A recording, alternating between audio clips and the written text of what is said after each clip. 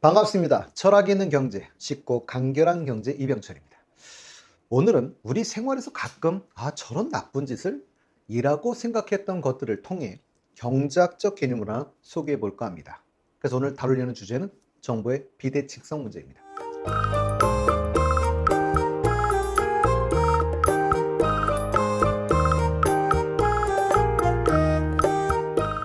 케네스 에로우, 1972년 노벨 경제학상을 수상한 분인데요.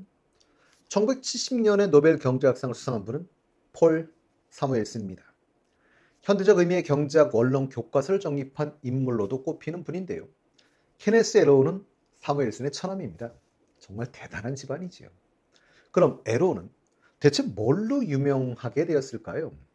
정보의 비대칭성과 그에 따른 역선택과 도덕적 해이로 유명한데요. 에로우는 도덕적 해이가 정보의 비대칭성 때문에 발생한다고 지적하신 분이지요. 한번 사례를 들어 이해해 보도록 하겠습니다.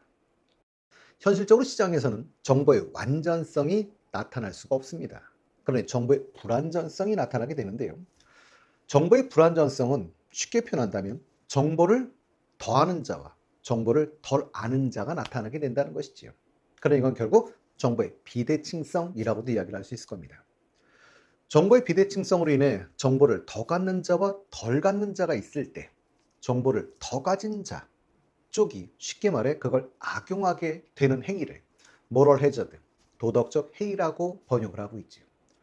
사실은 제 생각엔 좀 순하게 번역된 것 같습니다.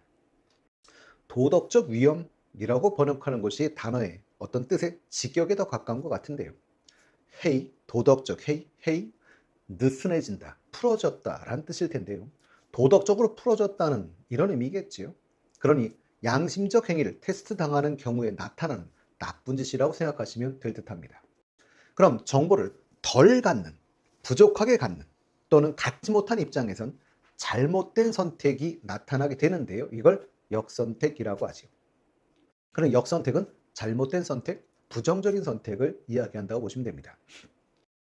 자, 이런 경우는 대표적인 케이스, 일단 우리가 들 수 있는 보험입니다. 도덕적 해이라는 개념이 처음 등장하고 집중적으로 연구된 분야가 바로 보험이기도 한데요. 그래서 버냉키 프랭크 경제학에서는 도덕적 해이를 보험에 가입한 경우 사람들이 이전보다 주의를 덜 기울이는 행태라고 이야기하면서 보험으로 좁혀서 설명하고 있기도 하죠. 보험 가입자가 보험회사에 비해서 자신의 상태를 보다 많이 알고 있는 경우 이를 악용하는 것이 여기에 해당이 될 텐데요. 만약 화재보험이라면 보험 가입자는 평상시 각별히 불조심을 하다가 화재보험을 가입하고 나면 불나도 그만이지, 나면 보험금 타면 되지, 이런 식이 모럴 해저드, 도덕적 해인 것이지요. 만약 자동차 보험이라면 자동차 보험 광고, 글쎄요 요즘 자세히 못 봤습니다만 옛날에 보면 이런 경우가 있지요. 하이카 또는 애니카 이런 거 보면 다 알아서 해줄 테니까, 즉 책임의식이 없어지게 됩니다. 이런 게 도덕적 해이지요. 그러니 부주의하게 운전하게 되고 그러다 보니 교통사고가 더 많아지게 되는 이런 것들 얘기합니다. 그럼 결국 보험회사는 보험금 지급이 더 많아지게 되는 것이죠. 또한 보험회사는 운전습관이 좋은 사람과 계약하지 못하고 운전습관이 나쁜 사람과 계약하게 되는데요. 왜 그럴까요? 정보가 부족하기 때문입니다. 그게 역선택인 것이죠. 자동차 보험사들은 안전한 사람들과 위험한 사람들을 구별할 수가 없으니 평균값을 써 보험료를 책정하다 보니 그럼 안전한 운전 습관을 가진 사람들은 보험료가 비싸다고 생각하니 보험에 가입을 안 하고, 위험한 운전 습관을 가진 사람들은 보험료가 싸다고 느끼니 가입을 할 것이고요. 그러다 보니 결국 평균값보다 많은 사고가 날 것이고 결국 보험사가 손해를 보게 된다는 것이죠. 생명보험도 한번 설명을 한번 해볼까요? 생명보험을 가지고도 설명을 할 수 있을 텐데요. 자신의 몸이 좋은지 안 좋은지 자신이 제일 잘 알지요. 그런데 생명보험 들 때 물어보겠죠? 아프세요? 그럼 뭐라고 하죠? 아니요. 생명보험사는 그러니 결국 정확한 정보를 얻지 못하고 정보가 부족하니 잘못된 선택, 즉 계약을 하게 될 텐데요. 이때 생명보험사가 역선택을 한 것이죠. 그럼 그걸 숨기고, 즉 더 많은 정보를 악용한 보험 계약자는 도덕적 해이인 것입니다. 그러니까 뭐 도덕적 해이라고 하면 힘드시면 나쁜 짓 이러셔도 큰 문제는 없습니다. 즉 도덕적 해이는 정보의 비대칭성 때문에 나타난다라고 규명한 분이 에로우인 것이죠. 그럼 해결책은 뭘까요? 그럼 정보의 완전성을 구현하는 겁니다. 그게 쉽지 않다면 최대한 정보의 완전성이 구현되도록 해야 되는 것이죠. 그렇다면 생명보험이라면 건강진단서를 첨부하게 한다거나 자동차 보험이라면 자가 부담금을 부담하게 하는 것도 하나의 해결책, 그럼 정보의 완전성을 보다 구현하기 위한 방법인 것입니다. 이런 경우 조금 더 한번 해볼까요? 중고차 시장에서 중고차를 팔려는 사람은 차의 성능을 잘 알고 있죠. 초기가 타던 차니까요. 그러나 사려는 사람은 차의 성능을 팔려는 사람만큼 잘 알지는 못합니다. 그러니 중고차 시장에서도 정보의 비대칭성이 나타나게 되는 것이죠. 그럼 예를 들어서 성능이 좋은 차는 1,000만 원이 가야 하고 성능이 안 좋은 차는 500만 원에 거래돼야 한다면 중고차를 구입하는 사람 입장에선 정보를 정확히 이게 좋은 차인지 아닌지 확인할 방법이 없으니 이 두 차의 가격의 중간값 750만 원의 차를 사려고 할 것이고요. 그럼 성능이 좋은 차를 가진 사람은 당연히 안 팔려고 하겠죠. 그럼 성능이 나쁜 차를 가진 사람은 땡큐죠. 그러니 중고차 시장에서는 성능이 좋지 않은 차가 주로 거래되고 성능이 좋은 차는 점점 사라진 악순환이 반복되게 되는 역선택 현상이 심화되게 된다는 것인데요. 그래서 이런 시장을 레몬 시장이라고 합니다. 우리나라 속담에 비슷한 말을 한번 찾아본다면 빚 좋은 개 살구 정도가 될 것 같습니다. 그럼 결국 해결책은요? 라고 하면 앞에서도 말씀드렸었습니다만 정보의 완전성을 실현을 시키거나 아니면 근접시키면 되는 것이죠. 그래서 요즘은 중고차의 성능 테스트를 통해 전문가 인증서를 발급하는 경우도 이런 문제 해결책이라고 볼 수 있을 겁니다.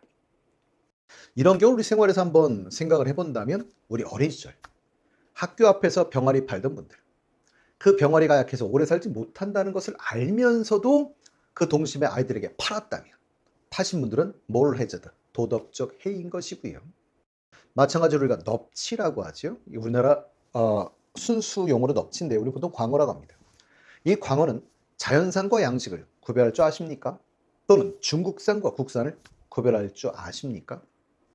그걸 소비자들이 모른다는 사실을 악용해 양식을 자연산으로, 중국산을 국산으로 둔갑시켜 판다면 정보의 비대칭성으로 인해서 나타난 모럴 해저드, 도덕적 해이 현상인 것이죠. 그리고 그걸 산 사람은 역선택을 한 것입니다.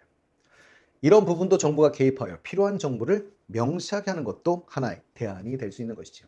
그러니 농수산물 일자별 가격 공개, 이런 것도 정보의 완전성을 구현하여 소비자 합리적 선택을 돕는 방법인 것입니다.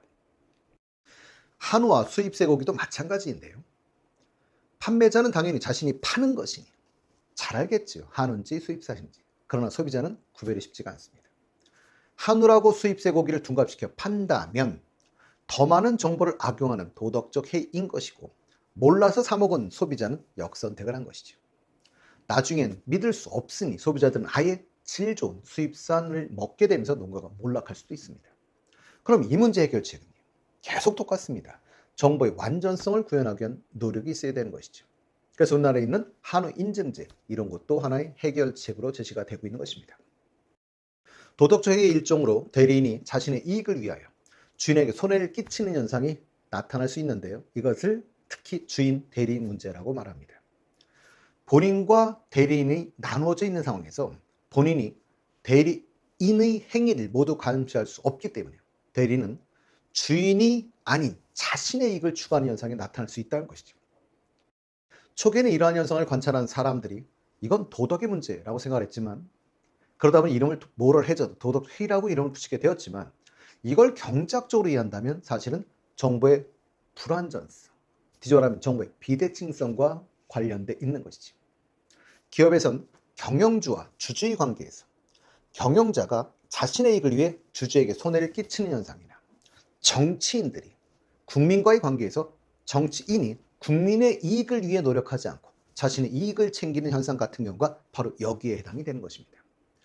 국회의원이나 고위공직자의 근무 태만이나 횡령 이런 거 다 도덕적 해이지요.